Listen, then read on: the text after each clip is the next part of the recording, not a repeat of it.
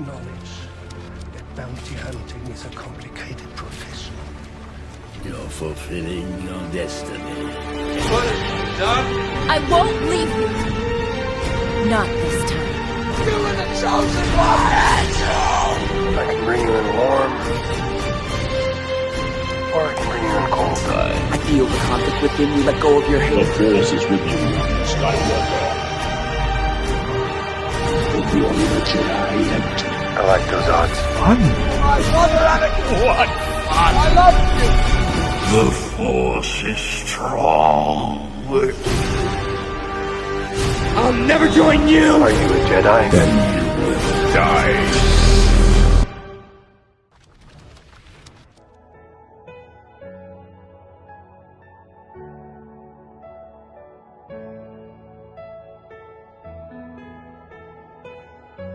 Some results for real?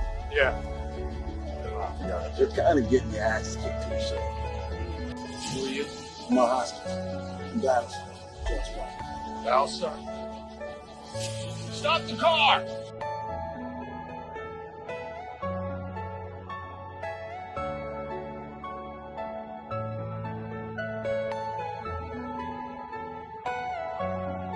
2 weeks ago, we're prepping the team for a special ops mission in Chile, and now this. A lot of handshakes, a lot of suits, a lot of speeches and senator meetings.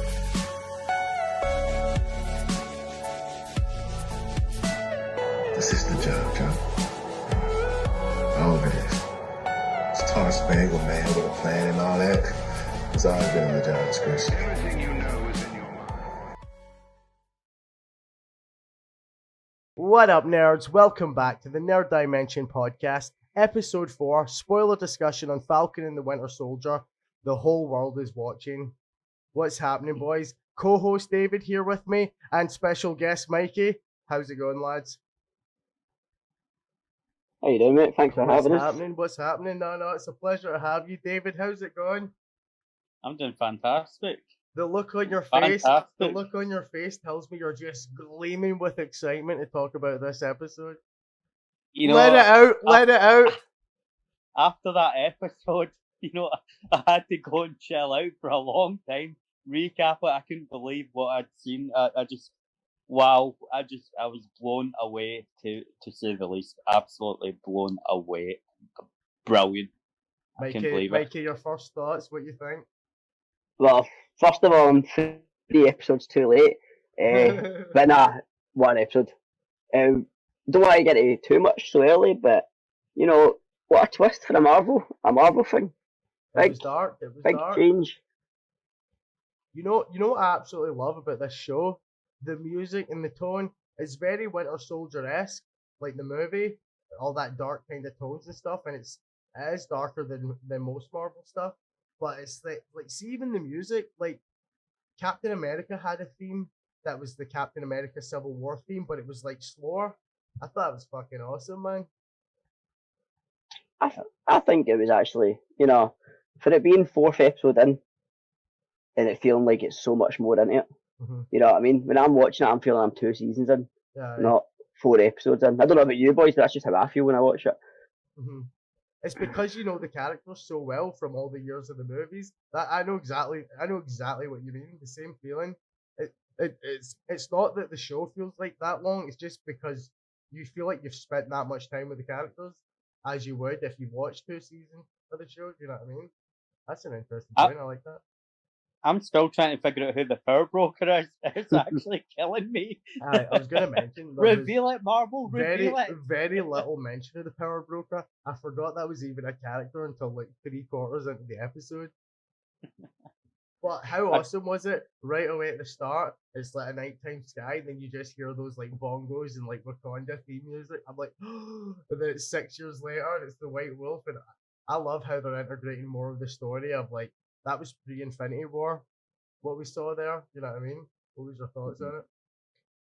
Well, see, when we looked at Bucky, his emotions when he finally realised that was over. He was no longer the Winter Soldier. You know, that got me. I don't know why, but it really got me. I was like, oh my god, he's finally free. And it was just like, wow. And then it kind of brought you into the kind of present day. But at that time in Wakanda, I was like, this is going to be a brilliant episode. I just knew it away from the very beginning. Like, this is going to be good. I'm so happy that they showed it. On you go, mate. On you go. Well, so I'm just going to say, I think any time since, the first introduction to Wakanda, anytime you see that in anything now, you know it's going to be a good scene. You know something good's going to happen. Definitely. I want to see. I always want to see anything Wakanda related. Like Black Panther, I was really anticipating that movie.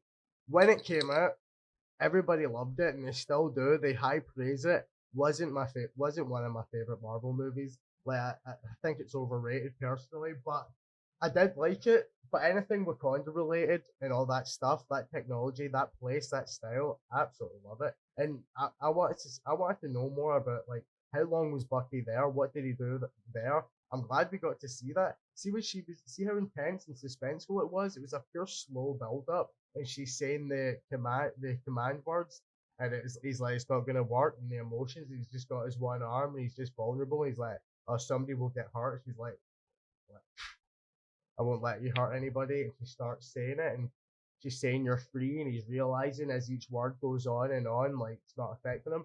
Fucking fantastic, Sebastian Stan. What an actor, man. What an actor. You can feel the emotion. Just seeing him, watching him, like how he reacts to obviously no, turning evil, as they would say. It was great.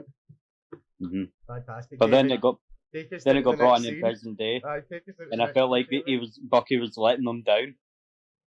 After all that they done for him, I felt that like he was definitely letting them down. He's helping the guy Zemo, whatever they're doing. Well, he's a means the Wakanda people don't know, and they're furious because that guy killed their king.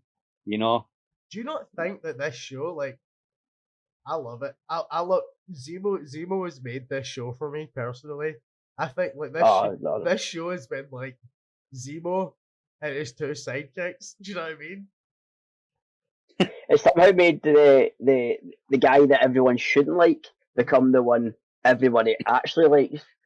And it's interesting. See his point of view, how he views like the Avengers just like the Nazis, and how he sees all these people as supremacists and like power corrupts, like nobody should have the super soldier serum. He sees these people as like powerful supremacist groups that have control and have power over people, and it shouldn't exist. So it's interesting. His family died obviously in Sokovia from the Ultron incident.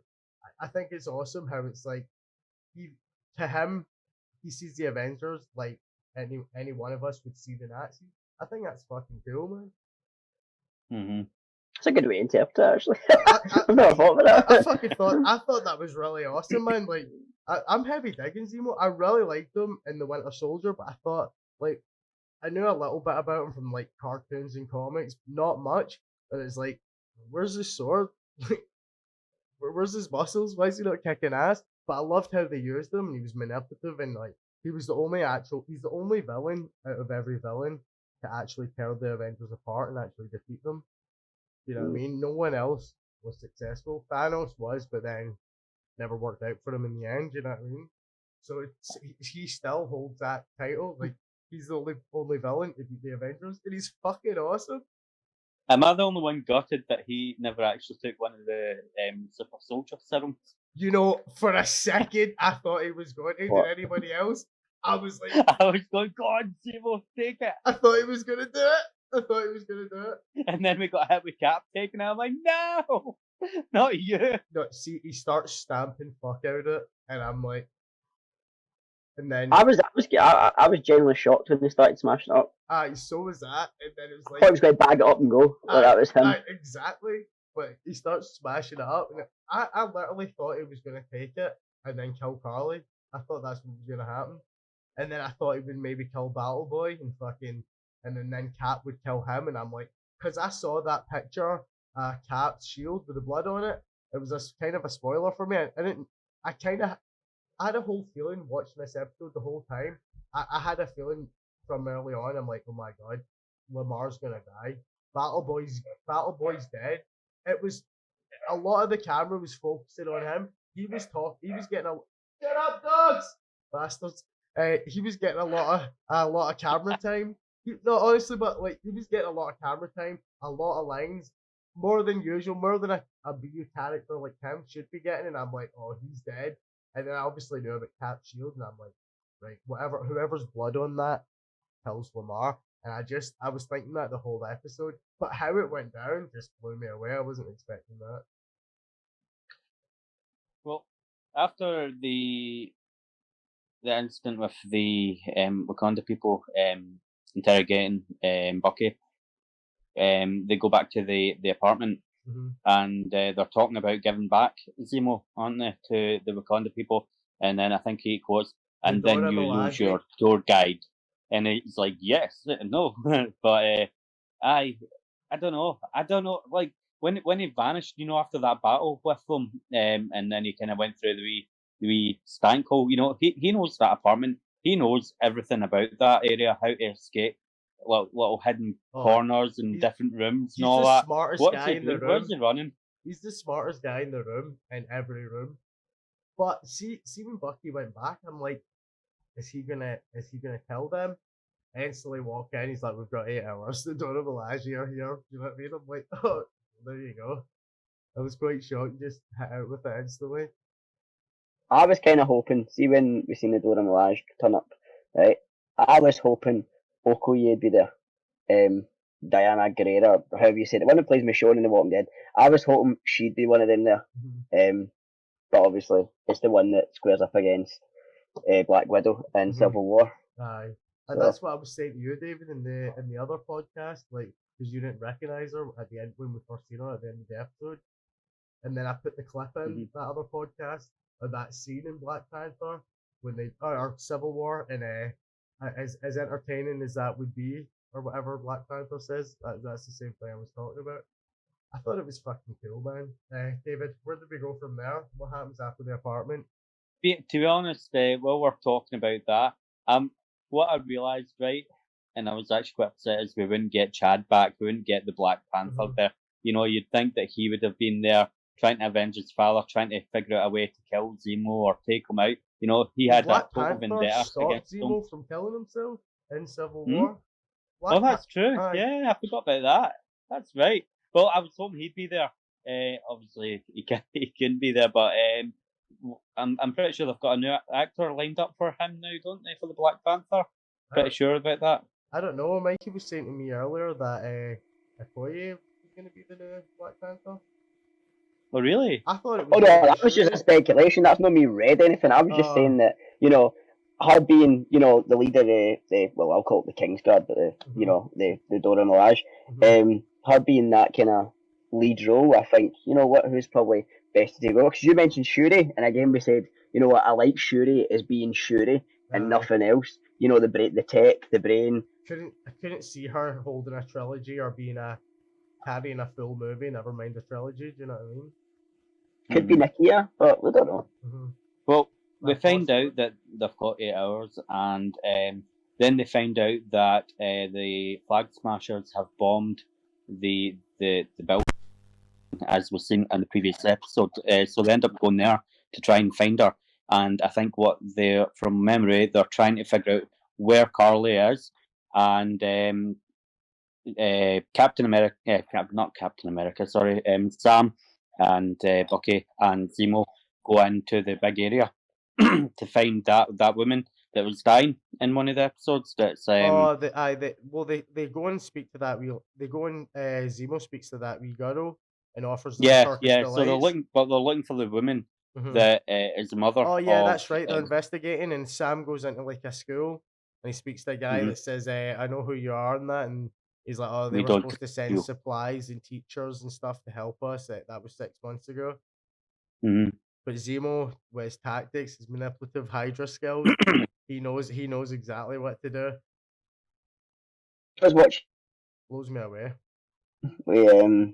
Zemo talking to the kids, and they whisper in his ear.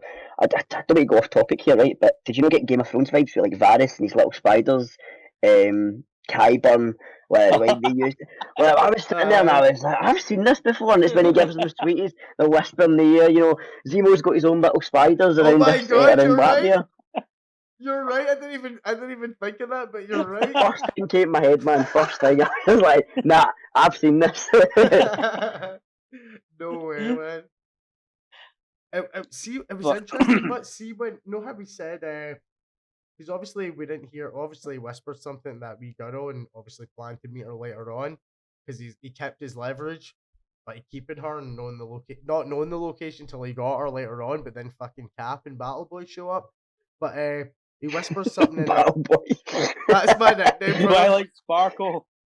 He calls him Twilight Sparkle. Battle Boy was my nickname for him. I couldn't remember his name. The other podcast, and I'm like, what's his name, Battle Boy? And fucking, it just stuck. I like it. But I don't know what he whispered in her ear, but he did say to her, they're very bad people. Don't trust them. Whatever. See later on when they seen her, he's like, oh, there's my contact there, and they walk up.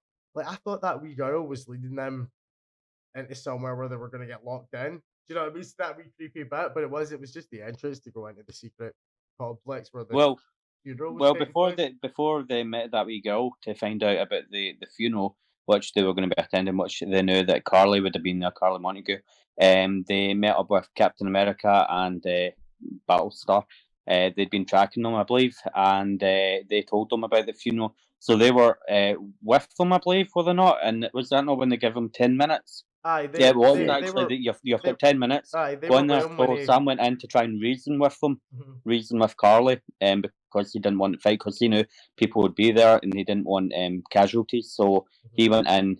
Captain America was getting a wee bit more anxiety. Like he had to be there. He wanted to go in and kick ass and start it all. But Sam went in. Tried. The funeral was going on. Carly was giving a speech. One world, one people.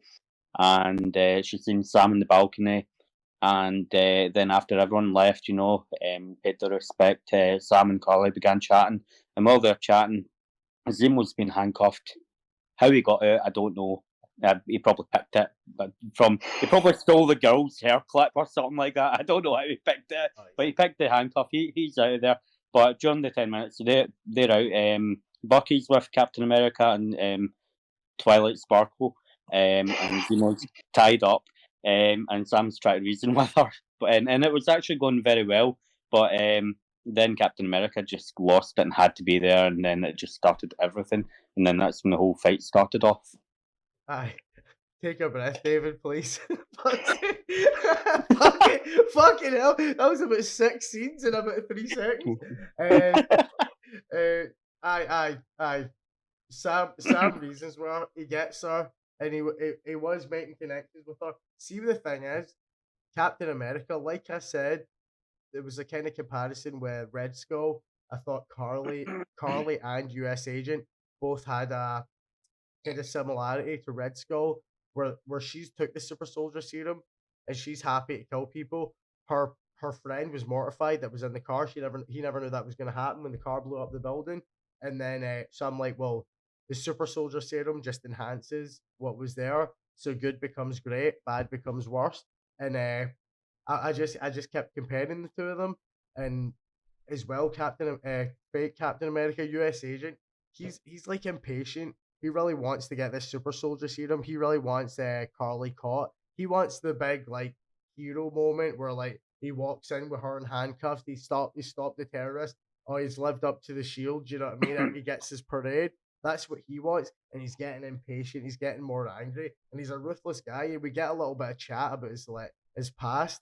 There's like, I got 3 medals for the worst day of my life, and if we had the super soldier serum, then we could think of all the lives we could have saved. Well, Lamar says that, so it's like we're getting more of his backstory and how he's like you can see that he is a dark character, and he's got some baggage. You know what I mean? He's got some darkness from whatever he's been through, and now he's trying to live up to the name and be Cap. But let's be honest, he's no Steve Rogers, and he never will be.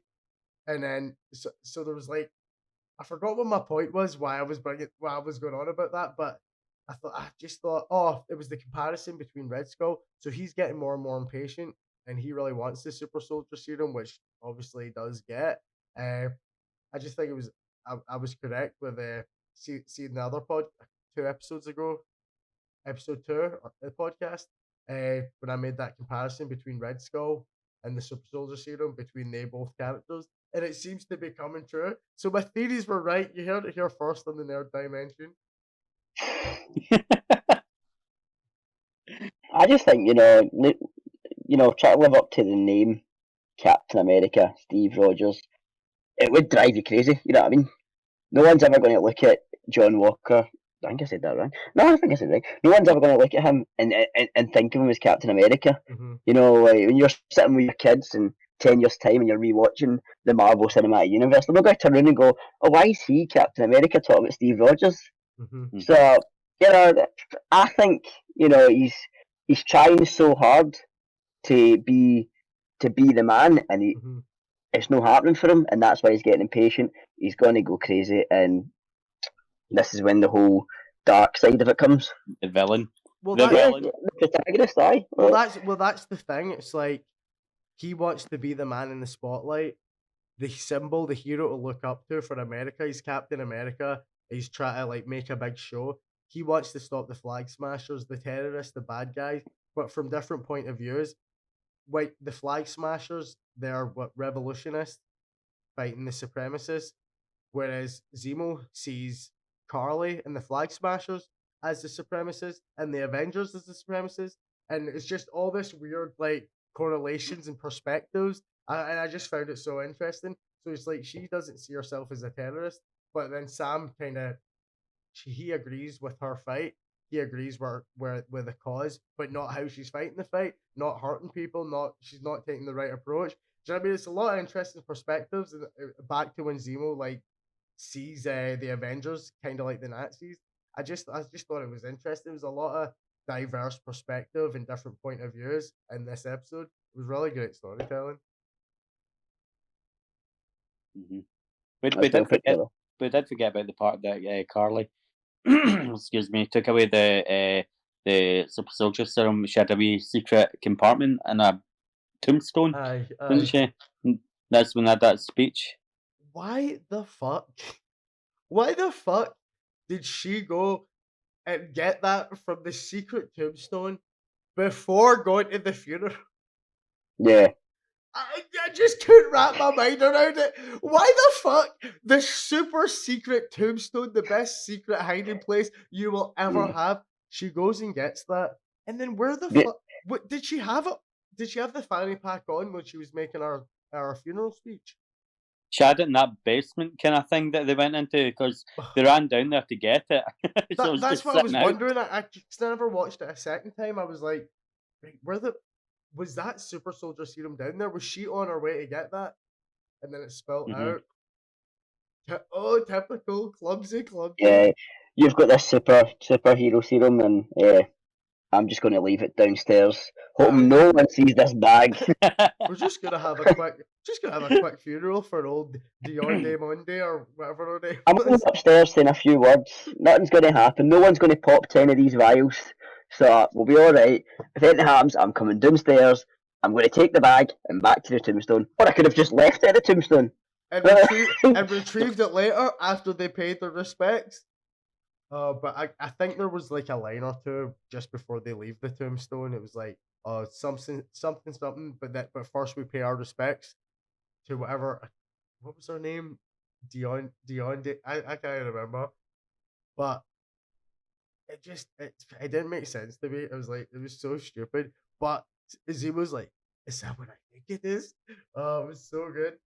I honestly, I was on the edge of my seat. I thought for a second, wait, is he gonna become a super soldier and then he's gonna end up getting a sword like later on in his own spin-off series?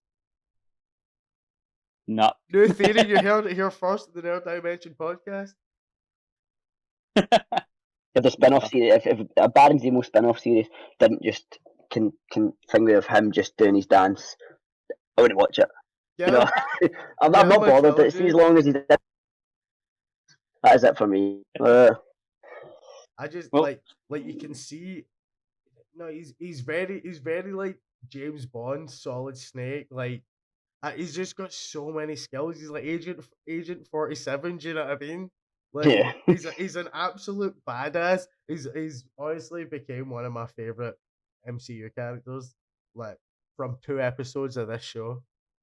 I hated him Civil War. You know what I mean? Just because he's that guy that you're supposed to hate. Civil War, I hated him, and then I was like, oh, how's this going to play out? And now I fucking love him. But I just think he's too good. Like, see an episode of Footbad and Zemo. I don't know how I'm going to feel about it. I'm so happy because obviously I saw the spoiler picture with the blood in the shield. The whole episode, I thought it was gonna for a long time. I thought it was gonna be Zemo's blood that was on that shield. I really did, and I was on the edge of my seat, man. On the edge of my seat. See when he escaped, but and he's like, was it Al Capone? Not Al Capone. It was something like some mobster named them. Do you know what I mean? The way he escaped, I was like, brilliant. He's too good. He's too good. Well, going on from the scene after the funeral, everything didn't go to plan, and the fight happened. Oh, Cat burst in. Scully escaped, and what did she do? She got in contact with Sam's sister. I can't remember her name. What was her name? Sarah. Nice one. I knew it began with an S, but I was like, it can't be Samantha, because how cool would that be? Here's Sam, here's Samantha. Sammy, salmon for dinner. So she kind of, I think, like kind of fake, kind of threatened her, just to get Sam's attention, which it did.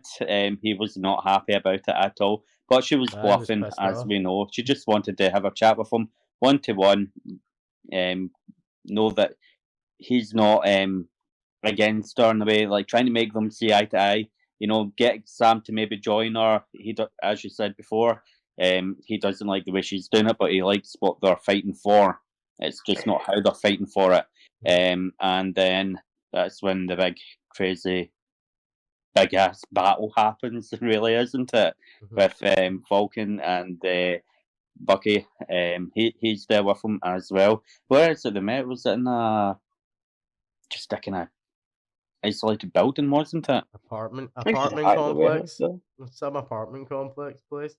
But they look like they're in some sort of place with fancy pillars anyway, because Battle Boy fucking breaks his spine on one.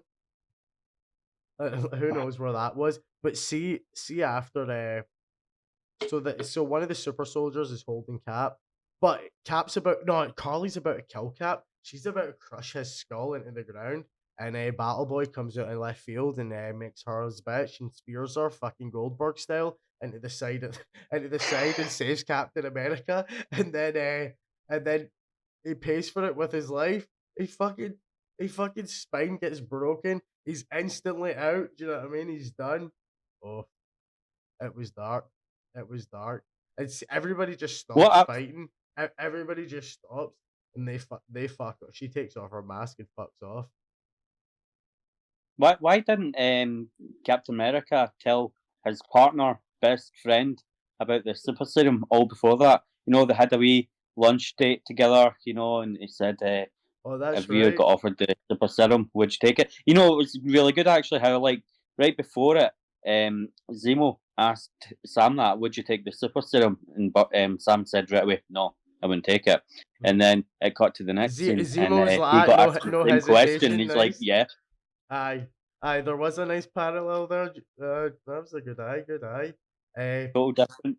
I like that though. Zemo's like, Zemo asked him, he's just like, no. He's like, no hesitation. Nice. But if you were Sam, why the fuck not would you take it? I mean, how many times did you fight along Steve? The start of the Winter Soldier movie, like Steve's how fast, and like Steve's running and lapping him on your left. Do you know what I mean? And then we got that great callback line in Endgame. Fantastic. Super Sam the Falcon. Exactly. It's like, but I still think, Mikey, before I said it in this ep, that I thought, not this ep, sorry, this series, that it's like, it's kind of making you think, like, oh, Sam gave up the shield. He wasn't ready to be Cap at the end of Endgame. Cap gave him the shield, and everybody thinks maybe this is a show to build up Falcon to end up coming Captain America and not the Falcon. But I think the show for Ep 1 in the first ep of the podcast, I said that I think this is a show about Bucky. It's going to be Bucky's evolution and Bucky becoming the new Captain America, and then him possibly getting his own trilogy of movies in the next wave. Do you know what I mean? That's what happened after they were talking, right? Okay, Sam and Zemo and that the Wakanda people turned up. That's when that fight happened. Oh, the door That's when and that fight I happened. forgot. And then Captain America again, which I 100% love watching, got his arse beat by a normal person. The women kicked her arse. You know what? I fell in love with him. I have never been more pleased watching anything Marvel related than watching John Walker getting fucked up. I'm sorry, I hate the cat. I don't know what it is, right? And I think it's just because I love Steve Rogers, Captain America. I think this John Walker guy is just a bell end. You know, like it's like they ordered him for Wish. You know, I've got I've got no time for the character, and then watching him getting absolutely battered, which he does say after he admits it, he's like, "Oh, we couldn't even take them." That's not the actual quote, but he's like that. He's like, they weren't even super soldiers. Yeah, well, that was actually, they weren't even super soldiers. So he knew then, right? He knew that, right, I've got no chance. Steve was a super soldier. I'm just your regular Joe who's got a bit of military experience and, you know, a bit of a war hero. But then he came up against the Wakandans and got embarrassed. And that's when he's thought to himself, you know what? Down the hatchet goes. Well, Yep.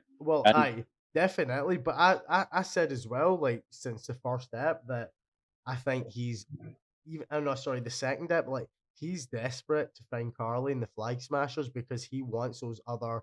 I said I think she's probably got more super soldier serum, and he desperately wants it to become the next Cap. And then it turns out that at 3 that we found out that there was 12 more, there was 20 in total, and then fucking lo and behold, he gets it this ep, and there's like a is he gonna take it? Isn't he? Of course he was gonna take it. I think everyone knew as soon as he put it in his pocket that he was taking it. When he was taking it, maybe it could have been in the next episode, maybe it could have been, you know, the last episode, but everyone knew as soon as he took that vial, it wasn't to take it back to the lab and experiment for sure. It was for him.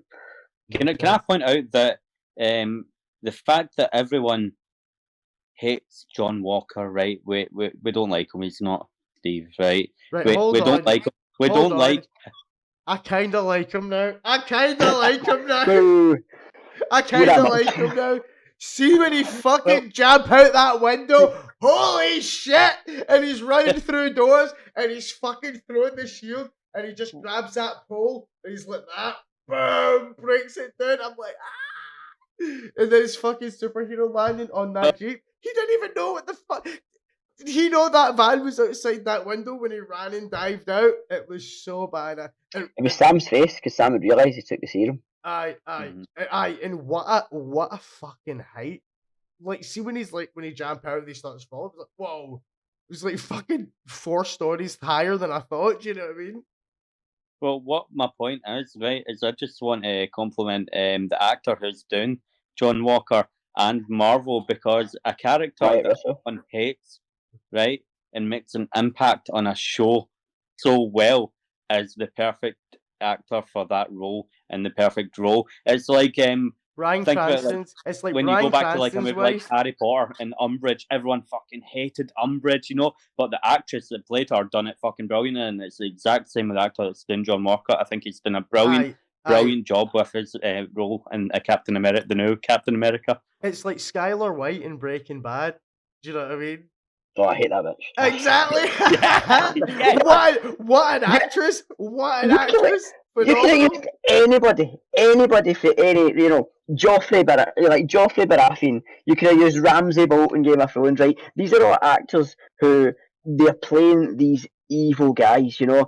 And the fact that everybody hates them so bad, that they're doing their job so right. And you just mentioned Skylar White. I don't think Skylar White is a bad character, but I just think she's a bit pointless. You know what I mean? When it comes to obviously that's a completely different story, so I'm not going to dwell on that. I could talk about Breaking Bad for weeks, so I'm not going to. So I'll leave it there. We could do another episode of Breaking Bad completely. I wouldn't even need a recap. I've seen it so many times. Oh man, I think I've watched it like 8 times. But Watching the Johnny Walker's development, from being that soldier that was trying to think about how am I going to fill these bits that have been left by Steve Rogers, how am I going to do it, and he's just progressed so well. By the way, over these four episodes, my God, 4 episodes, and we've seen so much of him. How he's changing from being this kind of guy that just wants to do the job to this guy's going to do the job, and as we know, he's going to kill for that job to be completed and that mission to be finished. In the comics, he was like the dark, evil Captain America. Like he was brutal, he was savage. But what I liked about this episode is what a couple lines of back and forth dialogue between him and Lamar was. We got a bit of a slight gaze into his past. Do you know what I mean? And we found out, oh right, he fought in the war. He got his medals for fighting in Afghanistan. So, what does 9/11 exist in the MCU? I'm curious. I never even thought of that. I don't think it does. I think I think the world exists because I thought it was very interesting. But I don't think any event will exist. Well, I thought it was very interesting that he name dropped Afghanistan, and it wasn't something maybe another a country that exists in the Marvel universe that isn't exist in real life or somewhere else. I don't know. I just thought it was really interesting to use Afghanistan. I think the one thing I enjoy most about John Walker is just how fast they've done the heel turn. You know what I mean? Like in shows where this kind of thing happens, it takes a while. Whereas they've just jumped straight to it. They've gone, you know what? You're going to look like the good guy here, but see in 3 episodes' time, you're becoming the main protagonist. You're the one that's going to end up being everyone's against in the end. So, to make it better, you're not going to die, Johnny Walker. You're going to be in it a long time. Train to die. Going back to the first episode of the podcast, David, what did I say? We had no idea who the villain of this show was, who it was going to be. I said it's not this Flag Smasher. I said it's not this Power Broker. I said it's not Zemo. I said it's fucking John Walker. And I said I guarantee you he's the main villain of the series. And I said I guarantee you that, well, not guarantee you, but my theory was that Bucky, the show was about Bucky evolving and becoming worthy and becoming Cap and taking up the mantle. That's and every episode keeps blowing me away, but I feel like the story beats are there and feeded my theory. And it's brilliant because it's all recorded and on my channel, and I love it. I can watch it back and be like, I was fucking You've right. documented that. I was fucking right. You heard it here first on the Nerd Dimension. My 20 viewers. But I still stand by that I think Sharon is the Power Broker. And it's not been revealed yet, but I'm waiting for it. What do you think actually, you know what? I'll give you that. I think Sharon's playing a whole lot bigger part than what they're letting on to us. Yeah. She was not in it very much. She got about 5 minutes screen time, if anything. Not even that. I think she might have got 2.5 minutes. It was like a phone call. I think it's a kind of hold back. Now we're going to reveal you in the next episode. You're going to be showing everybody what you're doing. She was there when the serum's being first, not spoke about, but when they go away, the whole Baron Zemo in the nightclub, she's there. She's there at the shipyard for the containers. Mm-hmm. I think, again, I never really thought about it. The shipment match for Modern Warfare last time. Definitely not. It's no Zemo. I think Zemo's just trying to wipe out all the super soldiers. I think he's trying to carry on what he done in Civil War, and that was kill all the super soldiers. So it's no Zemo. The Power Broker wants the serum, right? They want the serum. They want to use that, right? Zemo has no interest in that at all. Sharon, on the other hand, I think she could be interested in it. She might be wanting to create her own army to fight back the US concern she got extradited into that country. So I think she's the one. I mean, remember her art gallery? I mean, she's got bloody stolen Picassos and everything like that. She's turned dark, man. Was that her place though? I don't know. But the episode was called The Power Broker, which I found very interesting. And then she was in it, majority of it. But you heard it here first. We've solved it. Everyone, let's go home. There's no anybody thinking about it anymore. We've solved it. Mike, you see this episode? Did you think at all that Lamar was? See through the episode, I was like, I don't know if it was because I saw the spoiler, but I'm like, he's done, he's dead. This it. I thought I thought for sure he was getting more lines, getting more moments, getting those kind of like honorable, like I don't those moments and those beats in TV shows and movies. Like I'm like, this cunt is fucking dead. I felt it right away. I'm like, it's just a matter of when. And then I was like, when he died, I'm like, I'm not surprised. But Cap fucking running and jumping out the window the way he did, and fucking running after that guy. Holy shit, man! See when he's running after him, I just wanted him. I thought he's gonna throw the shield. Throw the shield, yeah. We never fucking threw the shield. Throw the shield, mate. I thought he was gonna fucking dink it off his back.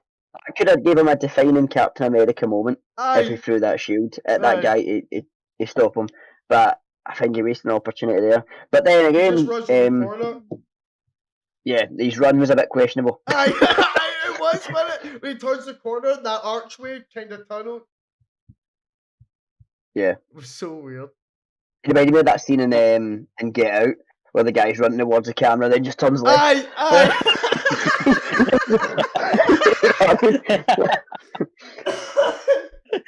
That's exactly what it was like. Exactly. That was all. That's a whole new franchise now. But I'm quite gutted because I'm pretty sure that he was meant to be in quite a lot with the comics of it. So like they've kind of killed him off very quick. I thought he'd have been in it a lot more, and I never seen any spoiler at all for anything to do with this episode. Thank God, people on my Facebook don't do it to me. But I really didn't know that he would die, or I didn't have any theory at all. I didn't even see the picture of the captain with the blood in the shield. I didn't see anything about that. I went in totally not having a clue, and I really thought Lamar would have lived longer. So to watch him actually, I thought he got knocked out. When I seen him got thingied, but I thought, nah, he'll be all right. He'll be unconscious. But that is that big concrete pillar cracked and broke, and it's like it's that. You know what I mean? He was. Mm-hmm. I was surprised, like skull wasn't leaking. Do you know what I mean? But see when Johnny Walker runs and jumps out that window, falls down, runs after that guy and starts slamming him. It was so brutal and graphic. It was so much darker than I thought. When we're on obviously the bit where he murders Thingy, see when the camera goes down towards the shield and you can see the blood dripping, right? And I thought maybe it was a camera angle, and I thought a comparison to that. And I was thinking back to Civil War again when Steve Rogers digs the shield into Iron Man's chest. Mm-hmm.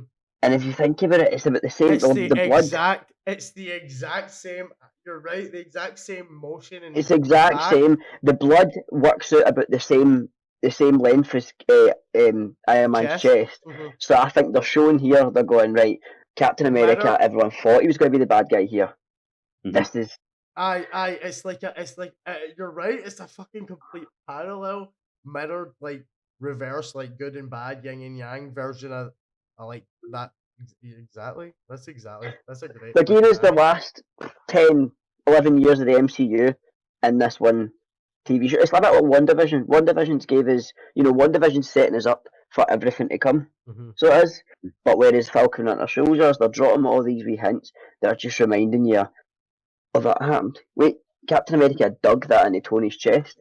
He's just smashed up a guy's brain, splattered him to pieces, but the blood is in the same position. No, it was his chest he was smashing with the shield. Yeah. It was his chest. So there you go. Well, that's what I'm saying. I was blown away with your parallel because I thought it was weird. I'm like, right, well, maybe it was his chest because it's a bit brutal for him to smash his head and everybody's filming it. So he's like smashed his chest. It's a super soldier. But that is such a great parallel. It being in public as well makes it a whole lot better because there's people recording it. Well, so now it's going to be on news that Captain America's just killed. You know what I mean? Well, that's the name of the episode. The whole world is watching. Yeah. But see, prior to that, right, when Carly done that to Battlestar, right? Her shock on it, she couldn't believe that she killed him yet. She was fine to kill all the innocent. You know what I mean? People. But was her shock that she murdered him, or was it shock that, oh crap, I've got Sam, Bucky, and Captain America coming after me now? Like, she's totally fucked up. No, I thought it was complete heat of the moment fighting. Shit's going down. There's people fighting over here. There's a Falcon guy with wings. There's a guy with a vibranium arm. There's Battle Boy spearing me like Goldberg out of left field. And do you know what I mean? It was all just heat of the moment. She's raging. She feels kind of a bit betrayed as well. She told Sam to come alone. She threatened his nephews, whatever, but she was just trying to see what kind of guy he was. She wanted to genuinely ask him to join them on the Flag Smashers and thought he could be a good part of them. And they have like similar qualities and ideals. Do you know what I mean? But obviously different views on how to fight them. One thing I never picked up on during the Dora Milaje fight. Wow, what a shock to find out that Wakanda and everyone else didn't actually trust Bucky, that they put a failsafe in his arm. Oh, I was very shocked at that. Yeah. That was like the wee fight. That reminded me of Tarantino, Kill Bill, the 5-finger like death click thing. Do you know what I mean? It was, and then seeing how attached. It was fucking cool, man. Because then you go back to the start of the episode in Wakanda, and she goes, "I'll make sure you don't hurt anyone," because she knows the arm's got a failsafe. The arm's going to come off anyway, so she just done, and he's on the ground. Plus, she's an absolute badass. And, do you know what I mean? Is someone going to get a hold of that control in a big fight against Bucky? You know, like maybe there's a crossover between the Wakandans, Bucky, Carly Morgenthau, the super soldiers. Interesting. Interesting you should say that, because who was just observing everything go down in that fight with the Wakandans, and fucking Cap's there getting his ass beat, Battle Boy's just being a bitch in the corner, Falcon's getting slapped about, Zemo's just observing it all. So maybe Zemo knows the 5-finger death arm unclick now, and then he's watching just before he closes the door. A good theory. I think Zemo's endgame's to kill Bucky. I still believe it. His endgame is to kill Bucky. Get Carly Morgenthau and them out of the way, but Bucky, I think, is his endgame. It won't happen because Bucky's obviously playing a big part in the MCU. But I just think that's his endgame. You know what? I feel like I've always felt like Zemo has this weird connection with Bucky in a weird way. Do you know what I mean? I don't know how to explain it. I feel like they've got like I don't know if it's like maybe a Hydra Brotherhood thing. I don't know. I feel like they've got this thing, because as much as he hates and despises like Avengers, super soldiers, whatever else, it's like I don't know, man. Like the two of them together, and when they talk and whatever.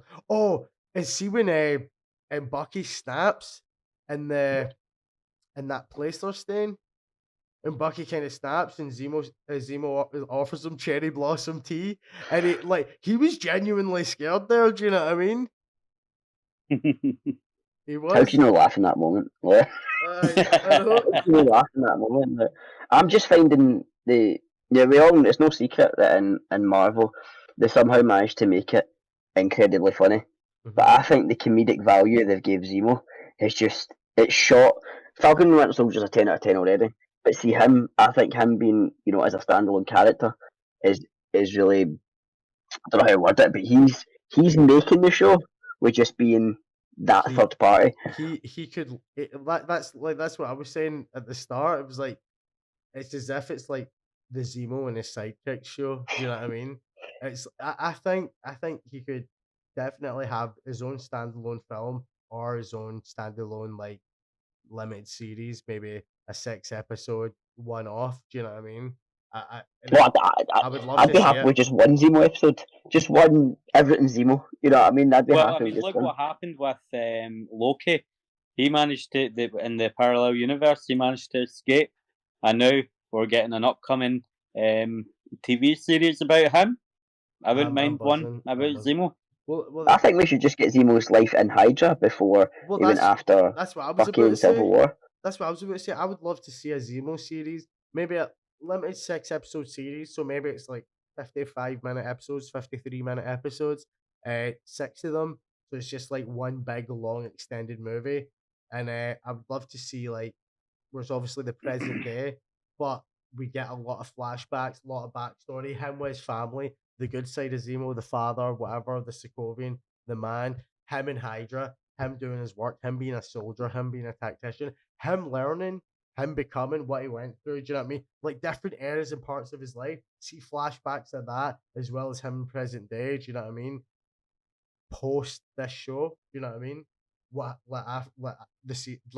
Events that take place after this show. I would love to see that happen as well as like flashbacks and just get just a limited series about Zemo altogether. See his backstory and then see where he becomes. And then maybe at the end of the limited series, at the end he gets like maybe he gets his sword, his full on suit. Then he's full on bad guy or full on anti hero. Do you know what I mean? Then he's going to be in maybe the next Avengers movie. Who knows?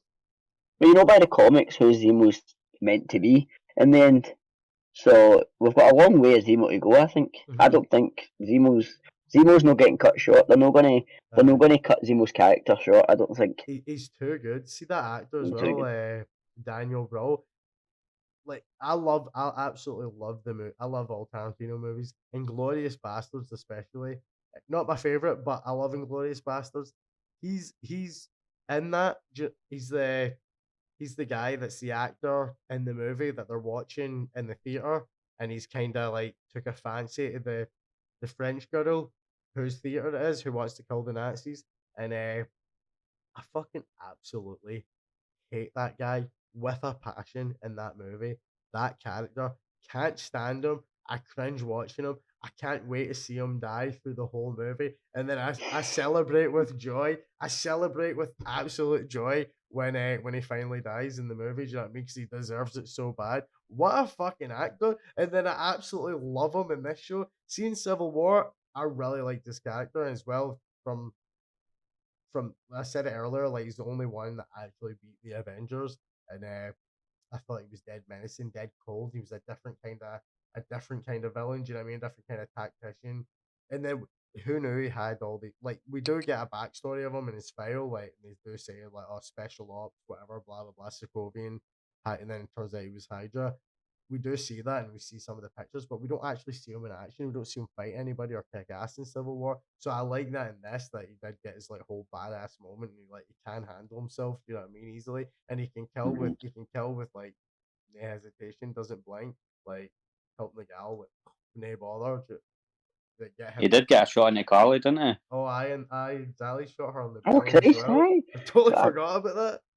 So the super Right in the soldiers, side. I thought it was like in the gut, like appendix. Right in the side, aye, at the gut, aye. Well, fucking, it's like the super soldiers having increased healing, speed healing. I don't know. Oh, I don't know. He's always been one step ahead. No, whether it was Civil War and now it's in Falcon&TheWinterSoldier, Zemo's always been one step ahead of everyone else. I think it was David that mentioned it earlier that he's always going to be the smartest guy in the room. No, that's Paul. There was a Paul, sorry. You know, I don't know like, if I'm pointing that way. I don't know how you're going to edit, Paul. I'm going to point that way, and then I'm going to point that way. On my screen, I'm at the bottom, Mikey's at the left, and you're at the right. I'm left, David right, you're at the bottom. So Paul, David. What's your thoughts for the future of Captain America now that they've watched that brutality, that smashing, that possible decapitation of that soldier? No, he stabbed the shield into his chest, crushed his ribs, and that. It was all his chest, and it was like Mikey said, an exact parallel that we're gonna find out later on, or see many YouTube videos making this exact like comparison. We done it first. Exactly. Mikey thought of it right here first on the Nerd Dimension. This is a what do you call it? Do you think the government will take off his shield? Take the shield away? I think they're going to try and strip him of the role, and this is going to enhance his character and how, you know what, you wanting to be this guy, well, I'm going to be this guy and more. You know what I mean? You're not taking this away from me after giving me a silver plate. You know what I mean? I think personally, he's all in. I think he's leaning all in on it. It's probably the episode's probably going to start him in the street still, everybody watching and talking and that with their cameras and that. Then he's probably going to just fucking snap and say some badass monologue. Just, you know what I mean? Like, just totally, like, right in the camera, like, say something in the camera, fucking knock it away. Like, I think they're going to lean in on it. And then he gets a phone call. That's the He gets a phone call and he goes, I've actually... Go for it. I actually think the next episode is going to begin with people are joining the Flag Smashers. People are angry. People have seen that on the phone. They're rioting. Oh, That Yeah. symbol, you that just reminded me of American something. symbol, has just killed somebody. They're joining the group. They're joining the Flag Smashers. They're retaliating. I can see a lot of people going mental. The Bomb rebellion has begun. rebellion has begun. Exactly. May the odds be ever in John Walker's favour. Well, we did hear in this episode, which you mentioning that reminded me. Somebody mentioned, I think it was actually Lamar talking to Johnny Walker, saying about the group. What was it again? Oh, how she's feeding and helping, obviously, the people that are forgotten about, that came back from the snap or whatever, which is causing people, causing loyalty, an undying loyalty, blah blah blah, which is dangerous. Do you know what I mean? All that, he's just him doing that and being filmed and the whole world watching and snapping like that and killing one of the Flag Smashers in such a brutal way like that. And think about Carly's speech at the funeral. Well, said that we're left with nothing. We've been torn apart. All our homes were taken, and that is what brought us together, made us stronger. And now people have just witnessed that, and they're going to remember what she said, and they're going to just recruit like wildfire. Well, it's just going to grow even more for their cause, and it's just, I absolutely love how, obviously, the MCU, the snap happened, and then Endgame it reversed, and it was all like, oh, well, that's it, all fixed. But it's not. It's so much more complicated in depth. There's so much more story to tell. So much more characters affected by these events, and years later, do you know what I mean? It's just unfolded a whole bunch of. I think it's great. I think it's absolutely the universe just keeps expanding. Do you know what I mean? I always knew, after Endgame, there was always more to come. But when you finish Endgame, when you watched it that first time in the cinema, and you were like, Christ, what do I do now? What's going to happen now? This has happened. What can they possibly do now that's going to amaze you? And then WandaVision, I was on the fence with, right? I'll be honest, but Falcon and Winter Soldier, it's just getting better. And see it being TV series as well, and it not just being a standalone movie. I think it's so much better as well, because you're then sitting week in, week out. What's going to happen? Who's going to die here? Who's going to? I'm blown away by it. I'm loving it. I can't wait for next week. I can't tell you. Man. It's actually genius. It's actually genius how they done it. And see, the thing is, they're TV series, but I don't know, man. I think they're like a level above. It's that way that on Disney Plus we're getting Marvel TV series, 6 episodes, 8 episodes, whatever, how many it is, limited series. I don't know if any of these are going to have season 2s. I'm pretty sure WandaVision was just a one-off, but I'm not 100% sure. But it's that way. Every episode is movie budget quality, and it's almost a trilogy. It's almost a trilogy in a couple months. You're almost getting a trilogy of movies in a couple months, week to week episodes over, say, 6 to 8 weeks. So you get, in 2 months, it's basically getting like a full trilogy of Marvel movies. And the one, they're no short episodes either. You know what I mean? They're 40-50 minutes per episode. So you put that 6 episodes, 50 minutes of your time. You're getting all this movie worthy, movie quality, but you're getting it, multiple times. And if there's going to be a season 2, which I pray there is, and I think there will be, then I'm waiting for that right now. I want season 2, 3, 4, and 5 right now. I'm hoping they don't end it in a cliffhanger at the very end. Now, we do have 2 more episodes. Then Paul mentioned to me earlier, we've got the Black Widow TV series happening next month. And then on top of that, you're wrong. It's not the Black. There's no Black Widow TV series. It's not next month. I think it's June 9th or July 9th. Black Widow goes in Disney Plus for streaming, the movie. Right. Taskmaster, Red Guardian. What do you mean is that a movie? It was meant to come out a year ago. I've not looked it up. You've just told me the day. What? You don't know anything about Black Widow, the movie?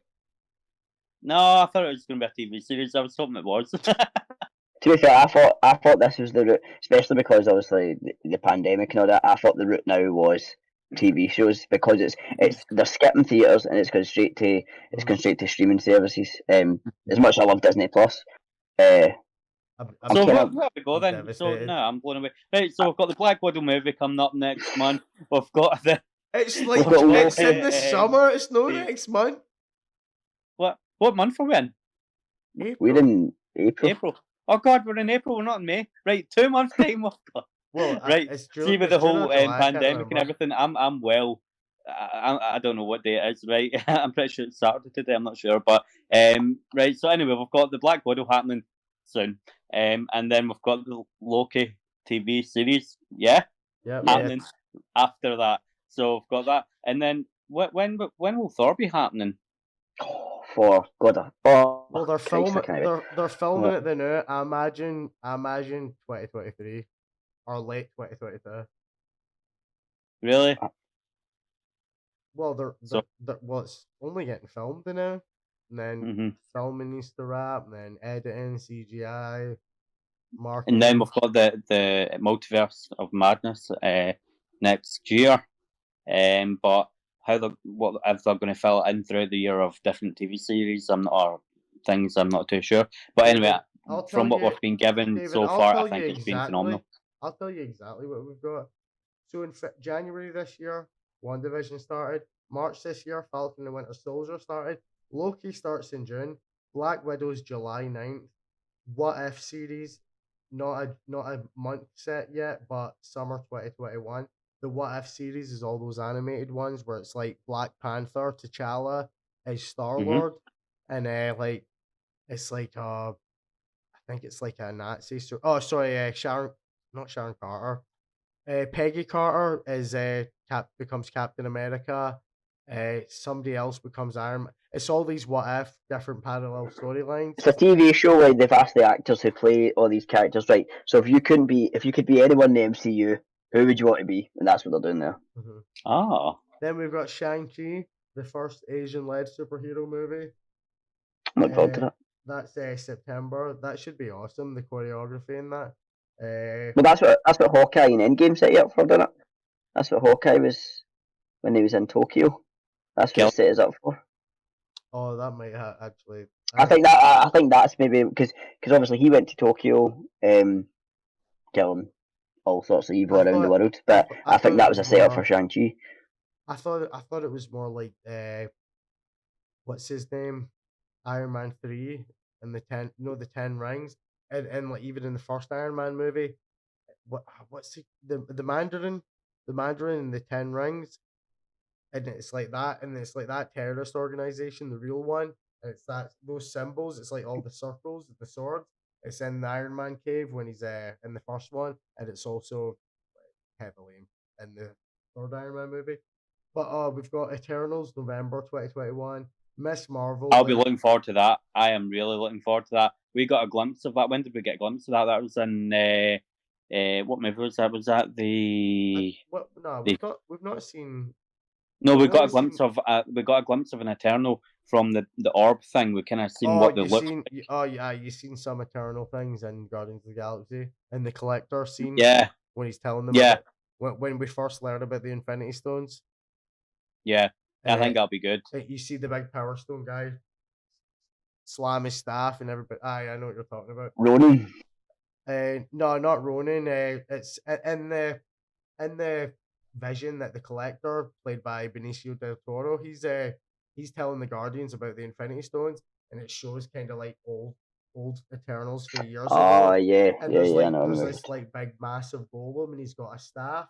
It's not a hammer. It's just like a big staff, and he just slams it, and then the power Wipes everything. the power stone just fucking like shot. I'll be looking forward to learning more about them. And then we've got Miss Marvel late 2021, Hawkeye late 2021. That's Hawkeye TV series where Not a movie. not a movie. I keep forgetting her name. Something Bishop, Kate Bishop, female Hawkeye. Ooh. We've got Spider-Man December 2021. Holy shit! Okay, wait. Spider-Man. We've got Spider-Man 3. I'm not a big fan Spider-Man of 3's this year. How to start a war here. I don't like him, right? I don't like Tom Holland or whatever he is. Oh no, Nah, man, Tom Holland.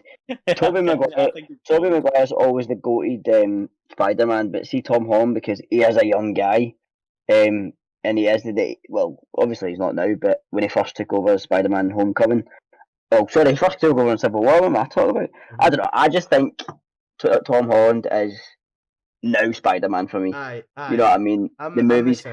I'm the same. I've digressed in a whole other movie, but nah, Tom Holland is the goated Spider-Man for me now. Can I just say, absolute fuck Tobey Maguire. I like his Spider-Man. I love Tobey. I fucking hate his Peter Parker with a passion. I hate him. There's not a single scene in those movies that I like his Peter Parker. Maybe one or two. But Hey, what about his wee dance thing, you know, when he's like dancing with the rain, when he's got that venom in him? I thought that was brilliant. I actually heard Baron Zemo rip that off of him.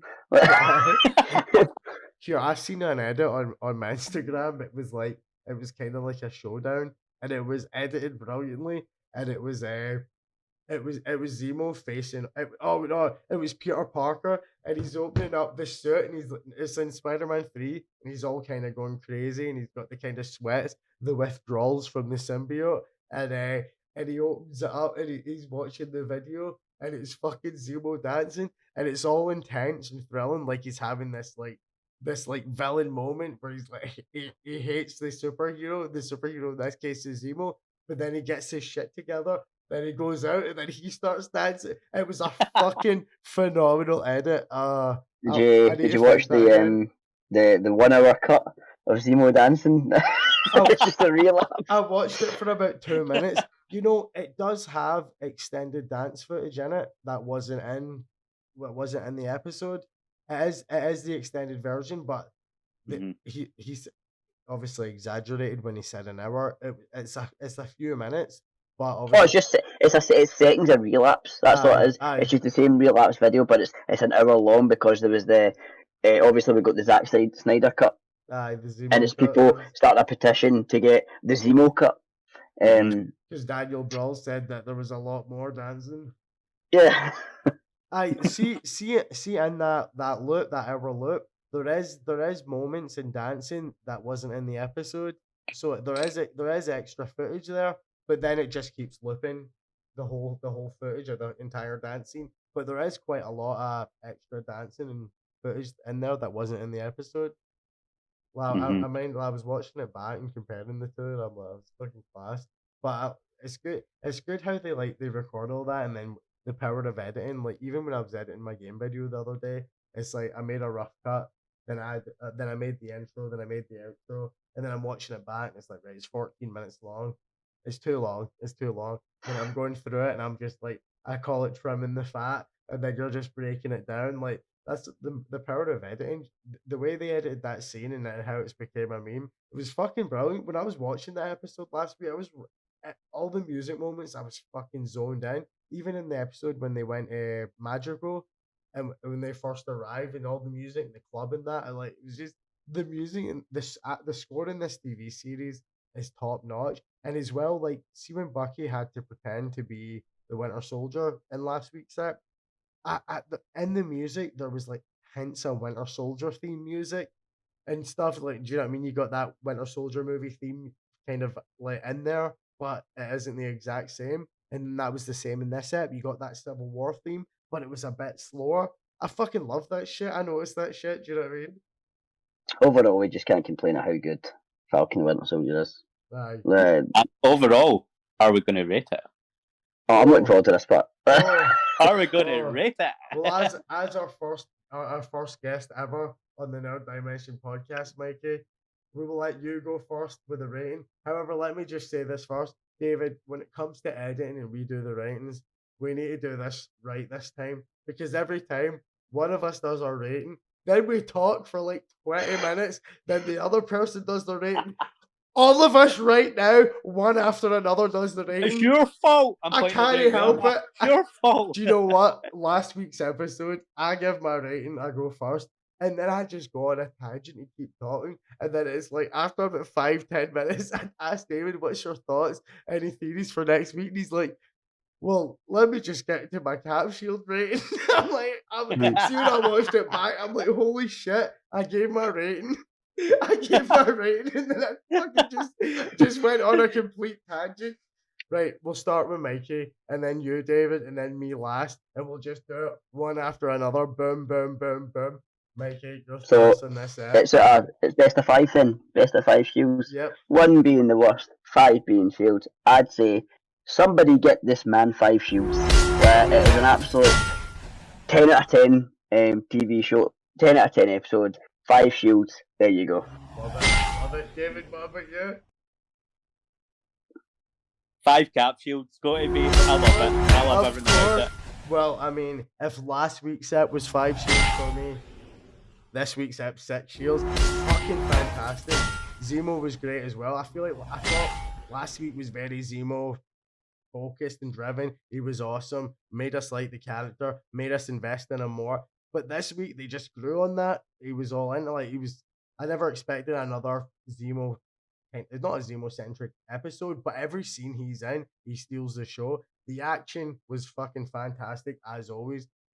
I absolutely loved it. See when he was throwing the shield off the guy, when he was like at the well, just before he started slamming him on him.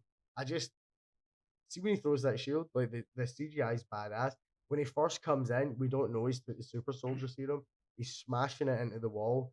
And then he's a bit stronger, he's a bit faster. Then he grabs that pole, and then it's revealed, jumping out the window. His whole dark turn, his struggle in his fight. I didn't like him at first because he's not Steve Rogers, but he's a completely new character. And see if they took away the mantle that, like, oh, this isn't Captain America. This is his own guy, his own character. I think I could be really invested in him. I think the way they presented him, that first episode was like, oh, this is that good guy. This is that friend that all of your friends like, who they started hanging about with while you were staying at your grand's for 2 weeks. And then you come back, you can't stand them, you don't get on with them, but really you are a lot alike, but different in many ways. I don't know. I just see these comparisons, and I don't know. I mean, I'm not good. On you go, mate. I'm just going to say, I'm not going to be a hypocrite and say, because earlier on I spoke about how much I dislike the character. But again, you know, talking about it now, you're starting. Yeah, like, you need to remember that is not America's ass. So it's not. You're right. Okay, Steve Rogers is America's ass. You know, as America's ass, John Walker is America's donkey. We'll keep it at that. But you know what? Now talking about it, he is doing well. Because he's no living up to the good Steve Rogers. He is becoming the bad Captain America. And it has shown you two sides. Maybe one day we'll see, you know, a bad Falcon, a bad winter. You know what I mean? Look. Well, that's what I love about TV shows and movies. For me, it's all about the character. Like the overall story is great, and when things all connect and things come back around, like, and how some stories conclude can be very satisfying. But for me, one of my most favorite parts about TV shows and movies and things are the characters' arcs, their journey, their struggle, their development. Like Steve Rogers, this skinny twerp with a lot of health issues, whatever. All his friends, all his people he knows, they're all going off to war, World War One. They're all risking their lives, fighting for their country. What's he doing? And doesn't matter how weak he was, all his problems. He always fought. He always stood up. He didn't like bullies. You know what I mean? Like, he had a goodness about him, a real goodness about him. And then with what's his name, Johnny Walker. It's like, well, modern day kind of soldier. He has that like kind of jock appeal, that kind of guy you don't like. Do you know what I mean? That really something about him. Even in that first episode when he came out and he just gives that cheeky wink. There's something not right about him. I can't stand that his helmet has the ears popping out. Ears, it annoys me. It annoys me. And for somebody with big ears, you know what I mean? For somebody with big ears, I hate it. You know what I mean? Like, it does my nuts. I'm looking, I'm like, why not just have it all tucked in? Like, just go the whole hog, tuck it all in. Cap never once had his ears exposed. You know what I mean? That's crazy. It drives me nuts. It's a design flaw. I understand. It is kind of that helmet. In fact, I think maybe in First Avenger, Cap's original helmet might have had his ears out.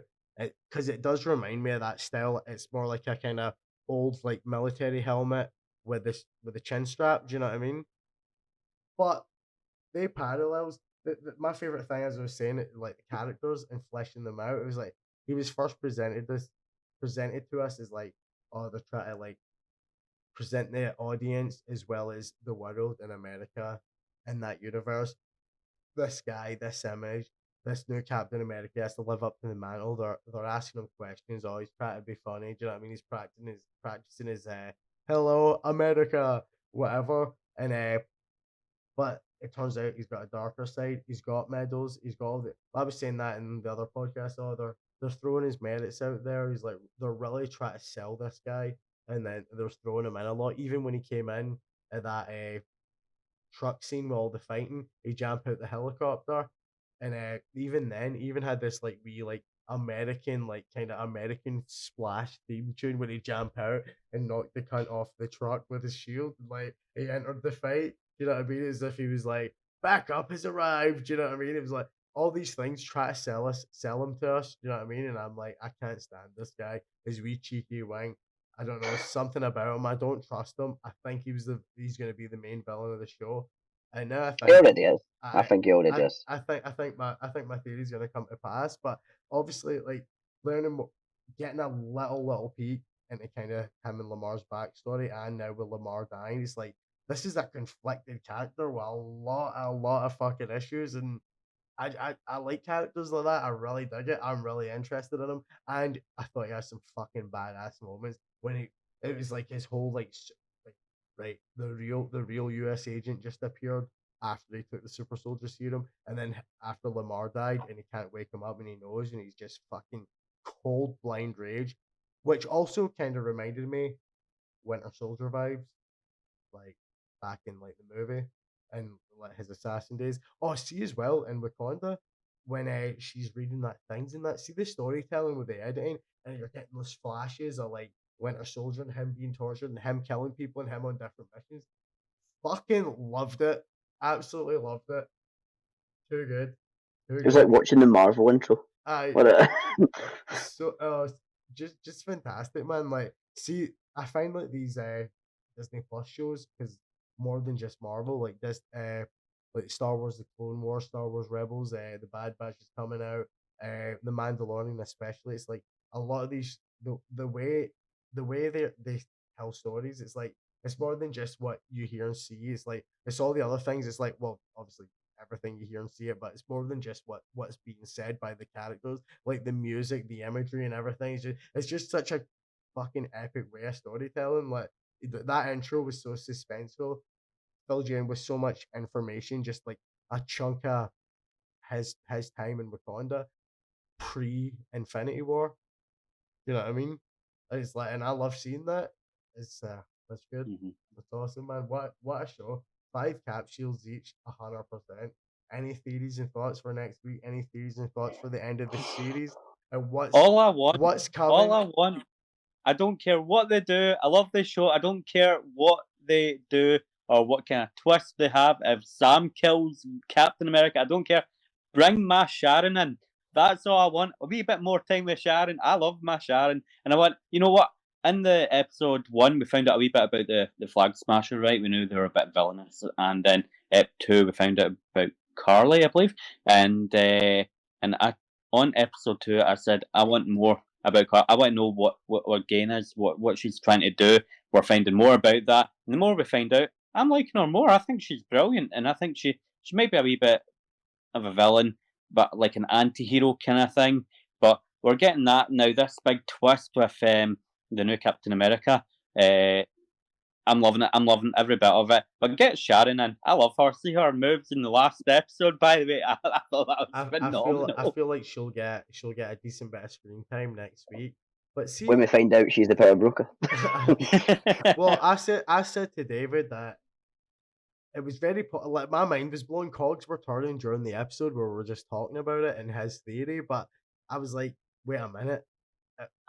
I was saying that I think she works for the power broker. I think he's going to be a completely new character. It might be a well-known actor. Somebody popular is going to come in and surprise everybody. Like, holy shit, who the fuck knew he was in this series? Do you know what I mean? It'll be someone from the MCU. It'll definitely. It's not going to be someone. Oh my! I don't think it's gonna be an Oh my god! outsider. Oh my god! It's They Thunder! bring in Morgan It's, Freeman. wait! I'm the power broker. It's Thunderbolt Ross! It's Thunderbolt! It's Who? the power broker is General Thunderbolt Ross from the Hulk movies, from Infinity War, from Civil War, the one who gave them the Sokovia Accords. You know who I'm talking about? No idea. General Thunderbolt Ross. He's the one that in Civil War brings them the Sokovia Accords, and Steve says he won't sign it. They're all sitting around. He's the one playing the video. He's like, Sokovia, New York. And Steve's like, turn it off. Do you not just know who? Oh no, that can't be him. David. Nah, Paul, you're way off there. Listen to me. Right, I'm buying him a beer. Wait a minute. Listen to me. Listen to me. Right. See Tim Roth? He becomes the Abomination. Who in the Hulk movie, General Thunderbolt Ross tells him about how they weren't in Super Soldier Serum, try to replicate Steve Rogers' success, blah blah blah. He's got the Super Soldier Serum, blah blah. It's not successful like Nagal's, whatever. Turns him into the fucking Abomination, especially mixing it with like Hulk blood and whatever else. Thunderbolt Ross, for as long as for many years in the background, been working on things like the Super Soldier Serum, Black Ops, like things you don't hear about, classified things. He's very integral in the MCU. We've seen him here and there. In my mind, without a doubt, I think he's the power broker. When Mikey said it's going to be someday in the MCU, everything, a light switch click. That is my theory right now. Here first on the Nerd Dimension. I just don't see it being an outsider. I don't know why. I'm going with Sharon. I got to be Sharon, I think. I'm excited to see Paul how you. Thunderbolt Ross, you heard it here first. Honestly, it makes so much sense to me. It's unreal. And honestly, see if it happens. I'm excited to see how you edit this into 1 hour. Oh, here. I don't know how long. I don't even know how long we've been going. However, but we'll wrap it up in a second. But I genuinely, wholeheartedly think that it's that Thunderbolt Ross. Let's look at it right now, right? So we'll mark this day, the 10th of April, right? At 23:40. Paul is saying Thunderbolt Ross. Davey and I are saying Sharon Carter. Who makes more sense to be the power broker? Listen to me. Wait a minute. Listen to me. In Civil War, in Infinity War, who's the government guy? Who's the guy in the hologram talking to what's his name, War Machine?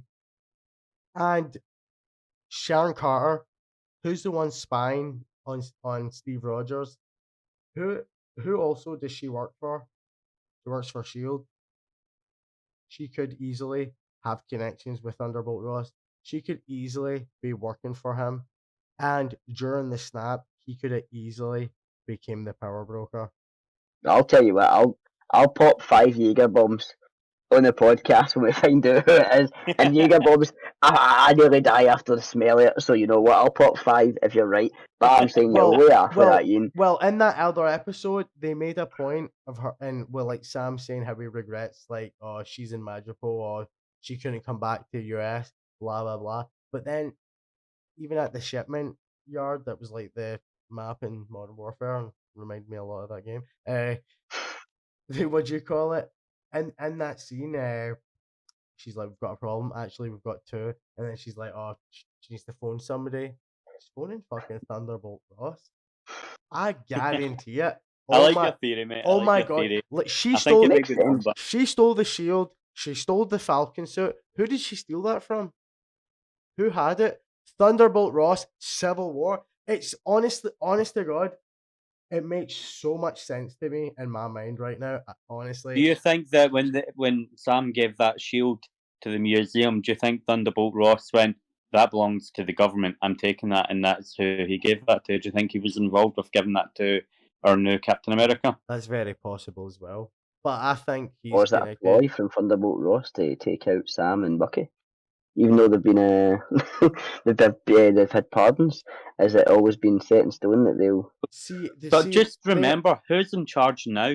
Well, they're both. Well, I know Sam's a free agent. Obviously, he mentioned that to Cap and Battle Boy and the other app. But uh, did Sam never signed the Accords? Did he? Nah, Sam never know the Bucky. Oh no. So Well, obviously Bucky didn't. Aye. So he's the one. He's exonerated though. But then he can still work. He can still avenge or whatever. He can still. What is like? So they're free agent. Who are they working for? Do you know what I mean? They're nomad. They don't work for anyone. They don't stay in the one place at one time. it's like right, Sam. So Sam's not signed the Accords. He's a free agent, but he's doing all these ops, and he was working with the military. It's a bit confusing. You know that what not Steve Rogers, who's the one again? Johnny Walker. You know he's got over Bucky, got over Sam. He's getting paid to do what he does by the government. He's getting paid there. No, his resources are a bottomless pit. So honestly though, do you think he's going to be in hot water next step, or do you think he's leaning into it? I'm excited to see, but all I'll say to you, Paul, badass. I'm excited to see, but just Paul, watch it straight away. Don't go on Facebook. Don't go on Twitter. You don't want to see any of these spoilers. Watch the episode. As soon as it goes on Disney Plus, I'm there. You know what I mean? I'm watching it. Stay off social media and watch it on a Friday. You know, and then hanging you going, I told you so. You know what? And if I'm wrong, I'll be muting my phone. You know what my mistake was yesterday? I wasn't doing my normal job yesterday. I did like the chiller, freezer, and stock room. Umar done the delivery. 3 cages. Unbelievable. I got Umar. Unbelievable. I did half the 3rd cage as well. But anyway, so I had to do all that stuff. So I was absolutely exhausted by the time I got home and I walked my dogs and I had something to eat. I was fucking falling asleep, waking up, falling asleep, and then ended up playing fucking Outriders with this dude. It was like 11:30, and I'm like, oh mate, well, I'm gonna need to get off this because I keep getting like 4 hours sleep and going to work, and I'm absolutely by 6 p.m. I'm absolutely dying, and then I was like, oh my god, Falcon and the Winter Soldier came out the day. I've not even watched it. I remember you messaged me like early in the day, and I totally forgot. I completely forgot about it until like it was like bedtime. Do you know what I mean? And I'm just going to sleep. I'm like, I'll watch it after work. But then I totally forgot today in work, like about spoilers and stuff. And I'm on my Instagram liking things, commenting, trying to get more followers. Last I checked, it was at 643. What is that on Instagram? There we go. In 10 days, 643. I don't know what it's at now. I've got like 100 notifications from it. I get so many likes on that. It's unreal. But that was in 10 days. I totally forgot what I was saying. I'm quite tipsy now. I'm quite stable. I never seen any of you take a sip once during this podcast. When you watch it over, you'll see me. I mean, I've nursed a pint of gin the entire thing. You know what? But again, I need to get up with the kids in the morning. You know, but as soon as we're done here, I'm going straight to bed. To sleep. I'm going on Outriders. You know what, David? On that note, I will join you there. Mikey, it's been an absolute pleasure having you on. If you want to come on next week, just let me know. David, a pleasure as always. Sorry, Mikey, on you go. You just let me know and I'll jump on when you're happy with it. Mate, I'm when this finale wraps up, episode 6, which is 2 weeks from now, that's 2 more podcasts on this. I want to keep a podcast going and doing one at least once a week. I mean, I don't know what about, I don't know what would be discussed or whatever, but I do want to keep one going. Do you know what I mean? And I'm open for people if they want. How have you got the time with your new capture card as well? You'll be streaming all over the place. Well, I'm getting the new capture card next week, and hopefully that will all work out. But I'm talking about one podcast a week, just like we've been doing. So all the other videos, figure out something. All the other videos are happening anyway. Do you know what I mean? But I'm just like you just need to fill a gap between Winter Soldier and Loki, other and Marvel, other Star Wars, other things. That's the thing. Like I'm really anticipating the Bad Batch series, but I don't know how many other like diehard Star Wars fans do I know that would want to talk about the Bad Batch Clone Wars animated series on this. I think the only Star Wars I'm interested in talking about is The Mandalorian, and that blew me away. I like Star Wars. I don't love it. I like Star Wars. And when I heard people in work talk about The Mandalorian, you know, and I was like, I need to probably get a watch. Then I watched it, and I was 2 episodes in, and I was like, fuck me. I've watched loads. I've kept away from it. Mate, you should see my fucking shelf in my room, mate. I've got so many like Funko Pops, Lego. I've got a fucking massive like Baby Yoda Grogu like doll thing that my mom gave me for Christmas. You know what I mean? Like, I love Star Wars. Just a podcast episode where we break down how David Benioff and DB West ruined Game of Thrones. I've got a repertoire in my drawer. Just how fucking bad it was. David, your face is going red. You're like, oh, don't get me started. Don't get David started on Game of Thrones. I loved it, but don't get me started. I'm not even going to start. I'm not. No, don't start. It's going to get me started. You know, like the way they ended that. I hate the director. Don't get me started. I'm absolutely furious. Still, I'll never not be angry about the very ending of that show. Love the Dark Knight, the big battle of Winterfell.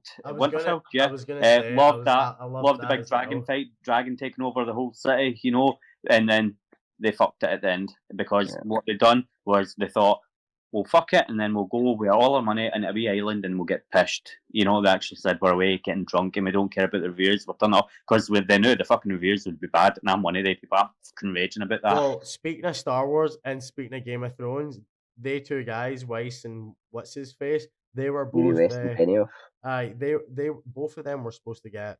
They were going to get it was either a Star Wars TV series on Disney Plus or a sequel. No, they got sacked off Rogue One. I'm pretty sure it was. They were supposed to do it for Rogue One, and they got sacked. Is that what it was? I thought David Benioff and DB West. They were supposed to the new movies. They're the writers for Game of Thrones. David Benioff and DB West. The people I'm talking about. The guys that ruined Game of Thrones. And they got sacked. I don't know their names. I don't care about their names. They were supposed to take over. They were supposed to take over. What was the first Star Wars that came back? It was before Rogue One. Force Awakens. Was it Force Awakens? No. So what was the one after that? Last Jedi. Right, it might be that one. They were supposed to do the writing for one of the newer Star Wars after Game of Thrones. So they rushed Game of Thrones season 8, and they'd handed in their first draft or something like that. They got sacked on the spot. Out come the new writers. I thought they were getting their own trilogy of movies that was like a prequel, and then they got sacked from that. I can't remember why, but now Taika Waititi's got that. I thought that was what Taika Waititi's now doing. I could be wrong. I just know they got sacked to Star Wars, and it was during the Kickstarter. Maybe who's doing the prequel to Game of Thrones then? Because I know they're meant to be filming that for the Targaryen era. House of the Dragon. Oh, here, what about the Lord of the Rings Netflix TV show? Is that still a thing? I'll be looking forward to that. Isn't Sir, what is his name? Sir John Keller? No, the Gandalf. Is he not involved with that? The actor? McKellen? I'm pretty sure he's involved. Ian McKellen? What? Ian McKellen? Yeah, Ian McKellen.